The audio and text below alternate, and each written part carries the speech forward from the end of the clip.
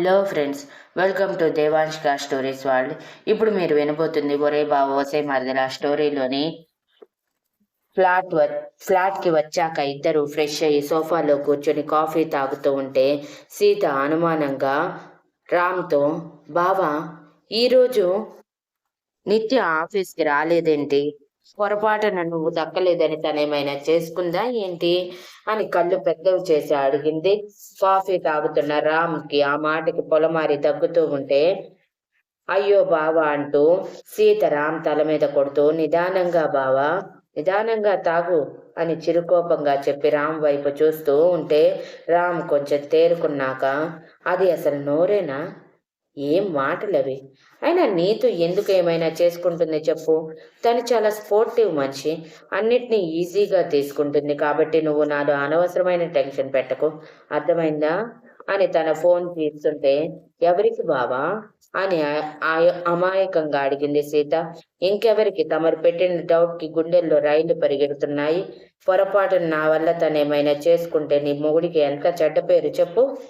కాబట్టి ఇప్పుడు ఫోన్ చేసి నిత్య ఎలా ఉన్నావు అని అడగాలి అని మాట్లాడుతూనే ఫోన్ చేసి అటువైపు నిత్య లిఫ్ట్ చేశాక, హలో నీతు అని గాబరాగా పిలిచాడు.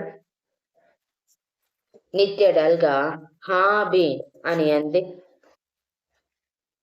ఏంటి ఈరోజు ఆఫీస్కి రాలేదు? ఎనీ ప్రాబ్లం అని అడిగాడు. అప్పటికే సీత ఫోన్ తీసుకొని స్పీకర్ ఆన్ చేస్తే రామ్ కోపంగా సీత వైపు చూస్తూ, ఏం చేస్తున్నావని కళ్ళతోనే అడిగాడు. సీత సైలెంట్గా ఉండమని నోటు మీద వేలు పెట్టి చూపించి చెప్తే రామ్ అసహనంగా సైలెంట్గా ఉన్నాడు.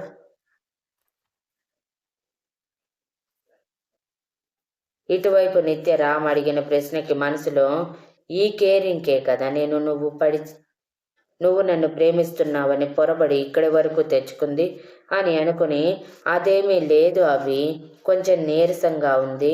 పైగా పార్టీలో జరిగిన దానికి అందరూ నన్ను ఎక్కడ చీప్గా చూస్తారు అన్న చిన్న భయంతో రాలేదు అని అంది. నువ్వు అవన్నీ పట్టించుకోకు నీతు. అనుకునే వాళ్ళు 100 అనుకుంటారు. వాళ్ళేదో అనుకుంటున్నారని మన అందరికీ దూరంగా పారిపోతామా ఏంటి? ఎప్పటికైనా ఇవి జరిగేవే. అయినా నువ్వేం తప్పు చేయలేదు. నా మీద నీ ఫీలింగ్స్ ఎక్స్ప్రెస్ చేశావు అంతే కదా. నేను నీ మీద ఫీలింగ్స్ ఎక్స్ప్రెస్ చేశాను, అంతే, అయిపోయింది. అంతటితో టాపిక్ ఎండ్ అయింది. దానినే పట్టుకొని కూర్చుంటే లైఫ్లో మూవ్ ఆన్ అవ్వగలమా చెప్పు?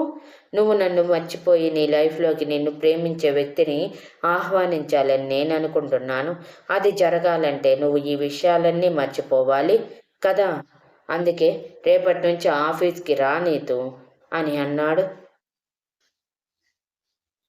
వస్తాను, కానీ అభి మునుపటిలా నువ్వు నన్ను ఫ్రెండ్గా ట్రీట్ చేస్తావా, లేకపోతే దూరం పెడుతూ ఇంకా బాధ పెడతావా? నీ ప్రేమ ఎలాగో నాకు దక్కలేదు, కనీసం ఫ్రెండ్షిప్ అయినా దూరం చేయకుండా ఉంటావని అనుకుంటున్నాను. చెప్పు, నువ్వు నన్ను ఫ్రెండ్గా చూస్తానంటే నేను ఆఫీస్కి వస్తాను, లేదంటే రిజైన్ చేస్తాను అని బాధగా అంది.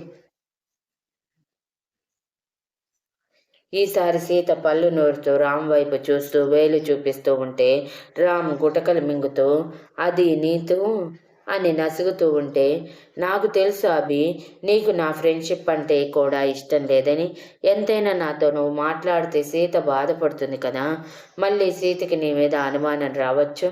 నేను నిన్ను ప్రేమిస్తున్నానని చెప్పాక కూడా నువ్వు నన్ను అవాయిడ్ చేయకపోవటం ఏంటి అని. వద్దులే అభి, నేను రిజైన్ చేసి వెళ్ళిపోతాను. మా అమ్మ నాన్నల దగ్గరికి వెళ్ళి వాళ్ళు చూసిన అబ్బాయిని పెళ్లి చేసుకుంటాను. నాకు ఎవరిని దేనికోసం ఫోర్స్ చేయటం ఇష్టం లేదు అని ఏడుస్తూ చెప్పింది. నీతు మాటలకి రామ్ బాధపడుతూ, అయ్యో నీతు, నీకు ఈ జాబ్ ఎంతో అవసరమని మొదట్లో చెప్పావు, గుర్తుందా? మరి ఇప్పుడు దీన్ని వదిలేసి వెళ్ళి ఇంట్లో కూర్చుంటానంటే ఎలా చెప్పు? నేను నిన్ను మునుపటిలా నా ఫ్రెండ్లానే ట్రీట్ చేస్తాను. నువ్వు ఆఫీస్కి వచ్చే, అర్థమైందా అని చెప్పి జాగ్రత్త చెప్పి ఫోన్ కట్ చేసి సీత వైపు చూసేసరికి అప్పటికే సీత కొట్టేసేలా చూస్తూ, ఏం చేస్తున్నావు బావా నువ్వు? ఇప్పుడు తనతో ఫ్రెండ్షిప్ అంటే తను మళ్ళీ నీ మీద ఆశలు పెంచుకోదా? ఏమైనా నెగిటివ్ థాట్స్ వచ్చి నన్ను విడదీయాలని అనుకుంటే ఏం చేస్తావు? అని అడిగింది.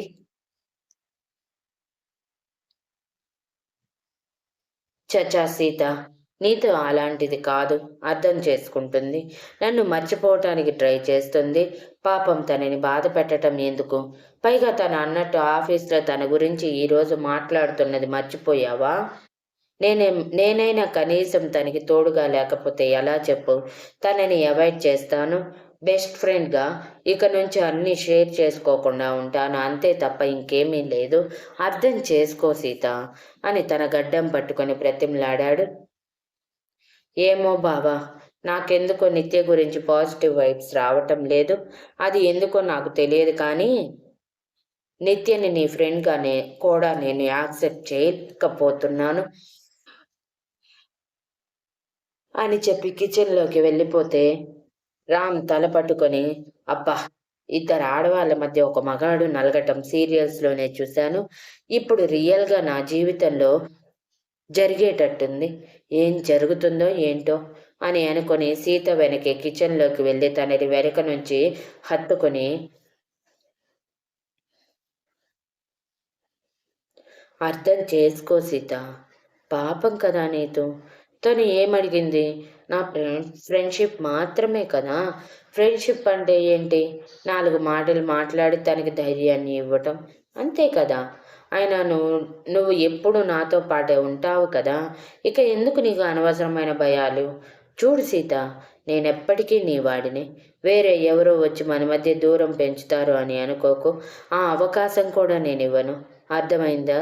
అని ధైర్యం చెప్పాడు. నువ్వు చెప్తున్నావు కాబట్టి ఒప్పుకుంటున్నా. రేపటి రోజు ఆ నిత్య మనిద్దరి మధ్యలో చిచ్చు పెట్టటానికి ఏమైనా చేస్తే నువ్వు వెంటనే రియాక్ట్ అవ్వాలి. ఫ్రెండ్ అంటూ తనని వెనకేసుకొని రాకూడదు. అర్థమైందా? అని అంది. అలాగే తల్లి. నువ్వు ఒప్పుకున్నావు అదే చాలు అని తన బుగ్గ మీద ముద్దు పెట్టి ఇద్దరూ కలిసి డిన్నర్ ప్రిపేర్ చేసుకొని తినేసి హ్యాపీగా నిద్రపోయారు.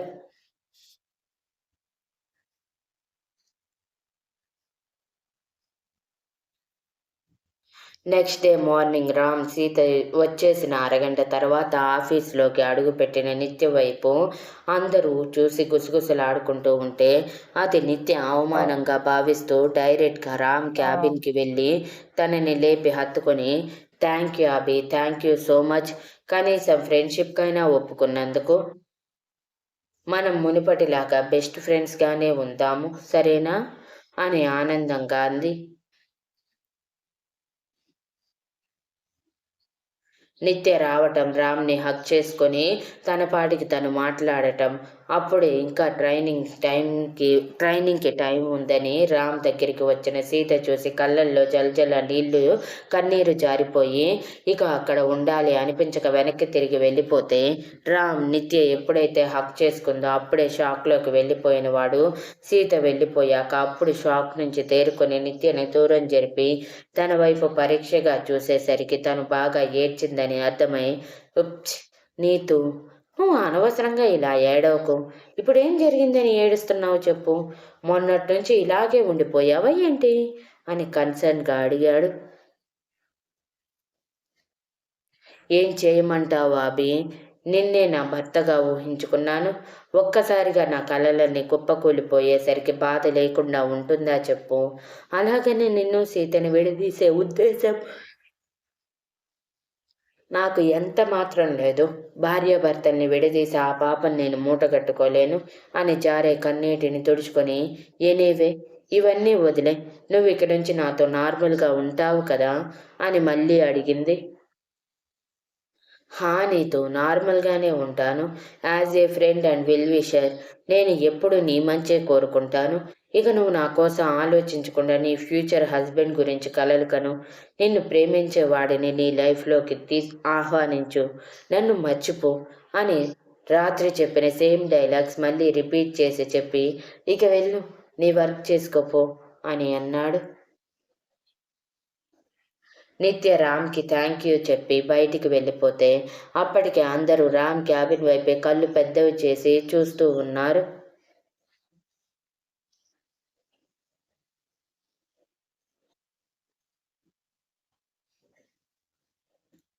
బయటికి వచ్చిన సీత డైరెక్ట్గా వాష్రూమ్లోకి వెళ్ళి పదే పదే నిత్య రామ్ని హక్ చేసుకోవటమే గుర్తుకు వస్తూ ఉంటే ఏడుస్తూ, ముందే చెప్పాను నాకు నిత్య అస్సలు నచ్చటం లేదు అని, అందుకే దానికి దూరంగా ఉండమని చెప్పాను. కానీ బావయేమో పాపం అన్నాడు.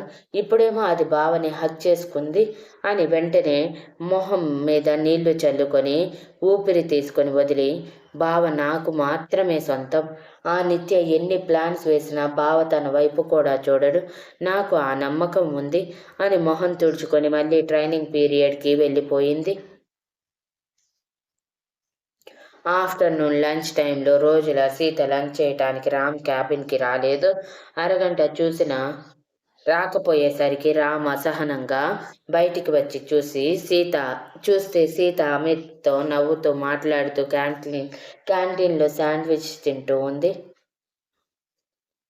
అది చూసిన రామ్ పళ్ళు కొరుక్కుంటూ సీత దగ్గరికి వెళ్ళి తన చేయి పట్టుకుని ఆ చేతిలోని శాండ్విచ్ అక్కడే ప్లేట్లో పడేసి అమిత్ వైపు ఎర్రని కళ్ళతో చూసి సీత చేతిని పట్టుకుని లాక్కొని క్యాబిన్లోకి తీసుకువెళ్ళిపోయాడు.